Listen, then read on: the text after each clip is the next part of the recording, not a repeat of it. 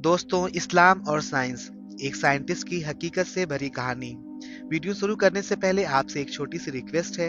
अगर आप हमारे चैनल पर नए हैं तो चैनल को सब्सक्राइब कर लें। वीडियो पसंद आए तो लाइक और शेयर जरूर कर दें। चलिए वीडियो शुरू करते हैं। साल 1980 की बात है। डॉक्टर मारिस बुकाय एक मशहूर फ्रेंच साइंटिस्ट और मेडिकल एक्सपर्ट थे। फ्रांस की हुकूमत ने उन्हें मिस्र बुलाया, जहां एक खास रिसर्च करनी थी, फिरौन की मम्मी पर तफ्तीश।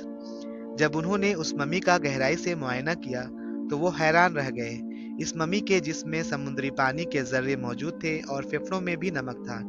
इससे ये साबित हुआ कि इस फिरौन की मौत पानी में डूबकर हुई थी।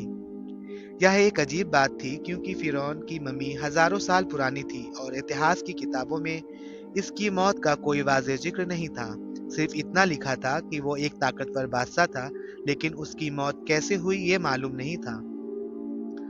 डॉक्टर मारिस बुकाय जब इस मम्मी पर अपनी तफ्तीश पूरी कर चुके तो उन्होंने मिस्र के एक मुसलमान साइंटिस्ट से बात की। उस मुसलमान ने उनसे कहा, अगर आप फिरौन की मौत के बारे में हकीकत जानना चाहते हैं तो कुरान को पढ़िए। डॉक्टर मारिस बुकाय ने पहले तो इस बात को मजाक समझा, मगर जब उन्होंने कुरान खोला और उसमें सूरा यूनुस की ये आयत पढ़ी तो उनकी आंखें खुली की खुली रह गईं। आज हम तेरे जिस्म को बचाए रखेंगे ताकि तू अपने बाद आने वालों के लिए एक निशानी बने। डॉक्टर मारिस सन्न रह गए। ये कैसे मुमकिन था कि 1400 साल पहले, जब न कोई मेडिकल साइंस थी और न कोई एक्सरे मशीन, तब भी कुरान में फिरौन की डूबने की मौत का जिक्र हो और ये बात बताई जाए कि उसका जिस्म महफूज रहेगा। अब डॉक्टर मारिस ने कुरान को गहराई से पढ़ना शुरू किया। उन्होंने इसमें कई ऐसी साइंटिफिक हकीकतें मिली जो बाद में साइंस ने साबित की।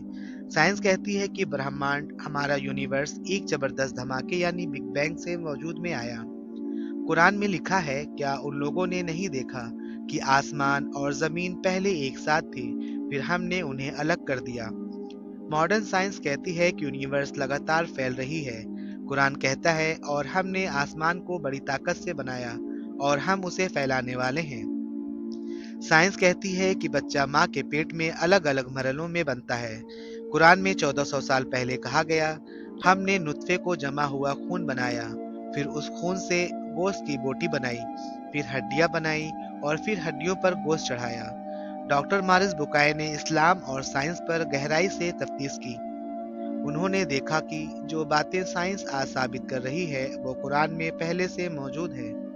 अब डॉक्टर मॉरिस बुकाय के पास दो रास्ते थे। या तो वो इन हकीकतों को झुटला देते या फिर सच को कबूल कर लेते।